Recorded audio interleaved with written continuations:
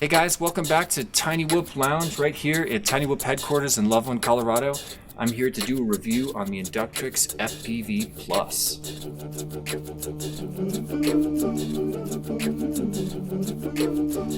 So I got mine a little bit early and I've been having a blast flying this thing. I got a bunch of packs through it and I feel like I know this thing pretty well and I want to tell the people about it. I'm going to go through some of the pros and cons and let you guys decide for yourself what you think of it. So here we go.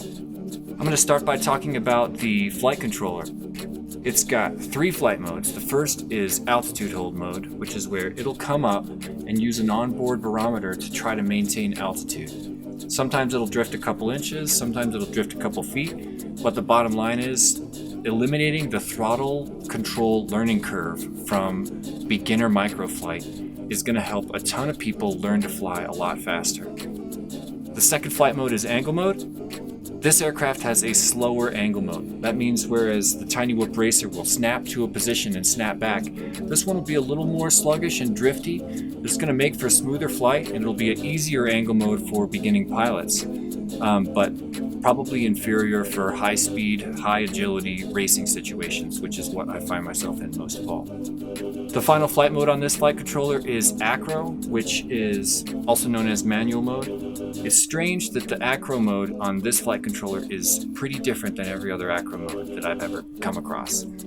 In most Acro modes, if you strike an attitude and then yaw, it stays at that exact attitude and you travel in a straight line while yawing. On this flight controller, if I strike an attitude and yaw, it actually moves the quad like this. So rather than going in a straight line, the quad will go in little circles.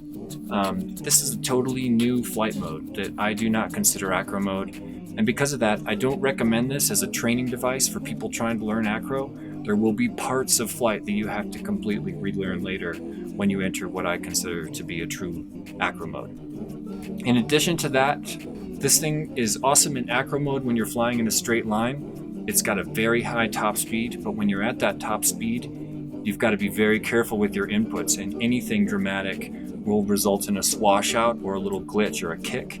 We've seen this in other Tiny Whoop flight controllers before, especially in Acro mode, but because of all the extra weight this thing's carrying in the 500 milliamp hour battery and the 8mm motors, it's having a little bit more trouble staying accurate during snap turns in Acro mode.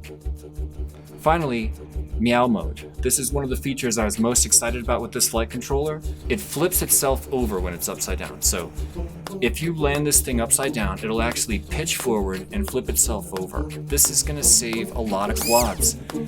We've had so many one-way whoops that would have been fixed if we had meow mode. That means we lost quads because they're upside down on a rooftop or on a balcony or on some weird ledge, and I wish I had meow mode this whole time. The downfall of meow mode is it is only on the pitch forward, so if you're like this, it will flip like this. You can't meow to the sides or backwards, so if you're against a wall weird, you won't be able to meow.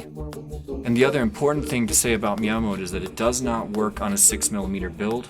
It'll lay upside down, you click meow, and it barely rocks. It's just not enough power because, first of all, the motors are much closer to the center of gravity on a 6mm build, and second of all, we put our battery lengthwise along the pitch, well, along what would be, I guess, the roll axis, meaning that we're pushing the weight of that battery from right between the motors when we meow forward. I think it's possible this thing could meow to the side because of the position of the battery, but it can't on a 6mm standard build.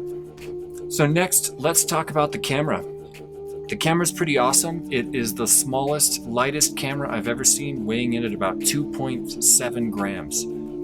That's amazing. One of the ways they achieved that weight loss, though, was to reduce the antenna down to this teeny tiny little monopole antenna. And as we know, the monopole antenna is probably the worst antenna we could pick for anything on the Tiny Whoop scale. It's going to be perfect for beginners that really care about durability because it is the most durable antenna I can imagine. I smashed it super hard and this antenna will last forever. The downside is monopoles are not quite as good a video as circular polarized or dipoles, and they don't perform as well when you're flying with a group of people. and it will affect their video as well as yours to fly in groups, especially with multiple monopoles or even dipoles. I recommend circular polarized antennas for any group flying or racing. Next, the frame. The first thing you notice about this frame is that it's bigger. It's got to accommodate those 8mm motors and the slightly larger props. It's got some really cool features. My favorite is the angled struts that connect the motor mount to the duct. So motor mount, duct, the strut in between is angled in the direction that the prop is pushing air. It's better than the cockroaches straight down, which was made to accommodate both prop directions. This one only needs to accommodate one direction, and because they angled the struts, they're blocking less prop wash and holding on to all the power of the motor. In addition to that, it's also got a couple other cool features. It's got an LED built into the frame that you can change the color on. That means without any tiny soldering at all, 4 pilots flying these things can choose an individual color and all spectators will know who's who. That's a big deal. And finally, it's got these pretty cool guides for the motor wires where they just slip into the frame, and no rubber bands. They stay out of the way. They don't get tangled in the motors. Downside of this frame is that it does not withstand a crash as well as a 6mm frame like the reinforced stock frame or the cockroach frame. And that's just because this thing's carrying some extra weight. Motors are heavier, the battery's a lot heavier, and with all that extra weight, momentum is higher and crashes cause more damage. In my first 6 batteries on this thing, I broke 4 motor struts, and that is these struts, again, between the duct and the motor mount. This time, however, they're not breaking on the outside, but the inside. So I now have 4 broken struts on the inside next to the motor mount. That's a shame, but it's to be expected with this extra power, extra weight. It's just got a lot more momentum. So that is my review of the Inductrix FPV Plus. Overall, I highly recommend this as a first quad if you're just learning or wanting to get into microflight and you want to just learn what the sticks do. You're going to learn on this thing fast, especially with altitude hold mode. It's also got a slower, more sluggish angle mode that's going to be easier for people to learn on. And while I don't know if I recommend this to a hardcore tiny whoop pilot or someone who's experienced looking for more control, I think it's really got a place in the market in terms of beginners for all those reasons. You guys decide for yourself. Maybe you like this angle mode better. Maybe you like this strange acro mode better.